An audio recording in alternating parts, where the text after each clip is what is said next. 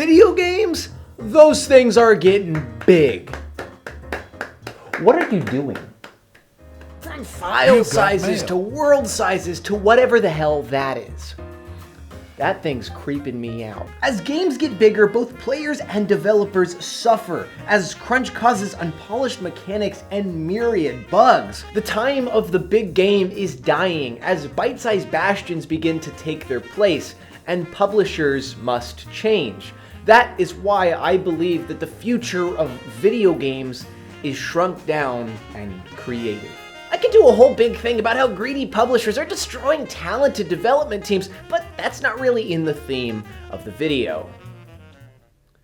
Alright, I'm gonna do it. This is Phil Spencer, and he sucks. There are a lot of issues that arise from this longer development time, from creativity being disregarded in order to create security to overall development cost. But the biggest issue it creates is that it piles pressure onto each release. If a game flops at launch after taking 8 years to create, then often the publisher will opt to do away with the studio. Just look at Arcane Austin, who made some of the best games of the last 20 years, just to be shuttered after one flop. This long development time means there are no second chances. When a publisher lets a developer take a risk, which they rarely do, that developer must succeed. All this means that AAA games are now homogenizing and turning to sequel after sequel, so much so that even safe bets now fail. So what next? The obvious solution is to scale things down. It's funny because I use the Premiere Pro scale tool to shrink the word things.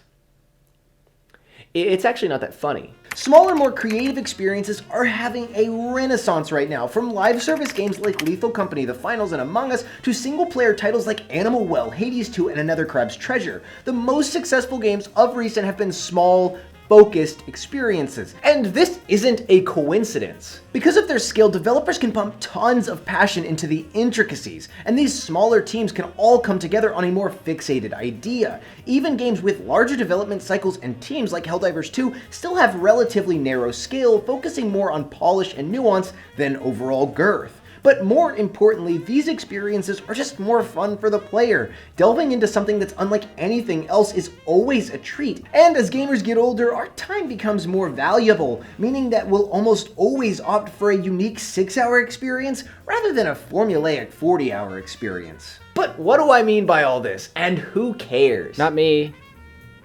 That's for sure. Publishers need to adapt. They need to scale down development teams and allow them to create smaller experiences, focusing less on graphics and on skill, but more on creativity and polish. Hi-Fi Rush was the perfect example of this. It was a big publisher who tasked a medium-sized team with making something fun and creative. The development time was only around 4 years. The game won tons of awards, and it was a boon for Xbox Game Pass sales. But Microsoft deemed that it wasn't enough. This massive success, which outshone the last few Halo and Gears of War games, wasn't enough for a AAA publisher who just spent billions on Call of Duty and Candy Crush. It was an obvious mistake, one that Microsoft will feel for years down the line, because if publishers don't start turning to small experiences like Hi-Fi Rush that make their systems relevant, they will have no development teams left. I know that at the end of the day, publishers never change unless it's to sell NFTs or get hit by this brick?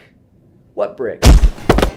There is still a place for large experiences with dense open worlds, but not every dev team needs to work on these, because you can't just compete with GTA and From Software. It's time to turn to smaller, more focused experiences, ones that prioritize the player's time, ones that prioritize the developer's well-being, and ones that ultimately keep the gaming industry ticking for years to come.